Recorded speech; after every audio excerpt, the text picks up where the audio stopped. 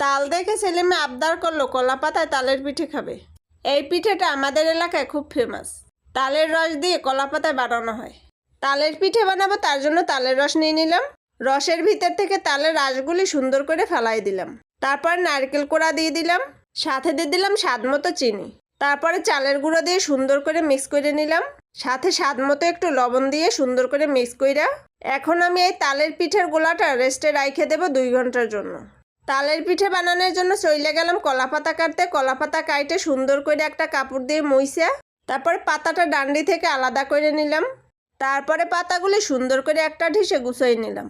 ওই যে প্রথমে বলছিলাম না পিঠের মজা হয়েছে নারকেলে, তার জন্য আর একটা নারকেল জোগাড় করলাম পিঠের ভিতর দেওয়ার জন্য। নারকেল কাটতে অনেকের কাছে কষ্ট লাগে, কিন্তু আমার কাছে একদম না। তাই তো আমি নারকেল কাটতে বসে পড়লাম। আমি যে কাজ পারি সে কাজ অন্যকে দিয়ে কেন করাবো, সেটা আমি নিজেই করব। তাই তো বসে পড়লাম নারকেলটা কাটার জন্য। আর নারকেলটা আস্তে আস্তে করে দা দিয়ে কাইটে নিলাম। নারকেলটা কাটা শেষ, আর নারকেলটা একটা ফুল দেখা যাচ্ছে। জানি না ভিতরে কত বড় একটা ফোপড়া হয়েছে। আমি তো ভিতরের ফুলটা দেখার জন্য এক্সাইটেড হয়ে বসে রয়েছি। আর এই যে দেখো নারকেলটা ফাটানোর সাথে সাথে ফোপড়াটা কি যে সুন্দর লাগতেছে দেখতে। এতক্ষণ এত কষ্ট করে নারকেল কাইটে ফোপড়াটা বাই করলাম, আর আমার মেয়েটা এসে থাবা দিয়ে নিয়ে চলে গেল। বলো এটা কোনো কথা? তারপর আর কি করব, নারকেলটা কোড়ানোর জন্য বসে পড়লাম। আর নারকেলটা আমি কোড়াই নিলাম, একদিক থেকে কোড়াচ্ছে আর অন্য দিক থেকে ছেলেমেয়েগুলি খাইয়ে ফেলতেছে। বলো এটা কোনো কথা? তারপর আর কি চলে আসলাম চুলো জ্বালানোর জন্য, আর নিয়ে আসলাম পিঠের গোলাটা। তার ভিতর দিয়ে দিলাম বাকি নারকেল। এবার সুন্দর করে মিক্স করে নিয়ে নিচ্ছি। কলা পাতা মুইছে নিছি, তারপর আবারও একটু মুইছে নিছি এপিট উপিট। তারপরে দিয়ে দিলাম পিঠের গোলা। কলা পাতার উপরে 1 চামচ গোলা নিয়ে নিলাম। তারপরে চাপটির মতো এইভাবে মেলে দিচ্ছি।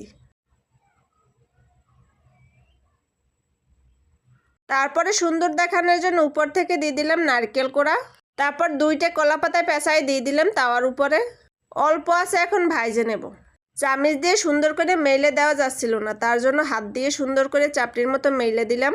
সাথে উপর থেকে দিয়ে দিলাম একটু সামান্য নারকেল কোড়া। নারকেল কোড়াটা দেওয়া একদম অপশনাল।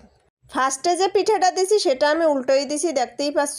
আর দেখে মনে হচ্ছে পুড়ে গেছে, কিন্তু পোড়ে না। এটা এইরকমেরই পোড়া পোড়া একটা ফ্লেভার আসে। আর উপর থেকে পাতাটা পুড়ে যায়, কিন্তু পিঠে পোড়ে না। আর এই পিঠে থেকে একটা চমকি চমকি ফ্লেভার আসে, সাথে একটা কলা পাতা পোড়া পোড়া ফ্লেভার আসে। তার জন্য এটা খেতে অসাধারণ লাগে। সাথে তো তালের একটা ঘেরান আছে। আস্তে আস্তে জাল দিয়ে কিছুটা সময় নিয়ে পিঠেটা ভাজতে হয়। আর এই যে আমি এক এক করে সব পিঠেগুলো ভাজে নিচ্ছি। আর এই যে দেখো পিঠের লুকটা অসাধারণ লাগতেছে। অনেকটা সময় নিয়ে পিঠেটা ভাজতে হয়। এই যে এক এক করে আমি সবগুলি পিঠে ভাজে নিলাম। পিঠেটা আমি কেনা চালের গুঁড়ো দিয়ে ভাজছি, তার জন্য বেশি একটা ফোলে নাই। যদি হাতে ভাঙে আবার মেশিনে গুঁড়ো করা চালের গুঁড়ো দিয়ে ভাজতাম, তাহলে এই পিঠেটা কেকের মতো ফুলে উঠতো। যাই হোক, আজকের ভিডিওটা আমার এই পর্যন্ত। তোমাদের কাছে যদি ভালো লাগে লাইক কমেন্ট শেয়ার করে আমার পাশে থেকো। আসসালামু আলাইকুম, আল্লাহ হাফেজ।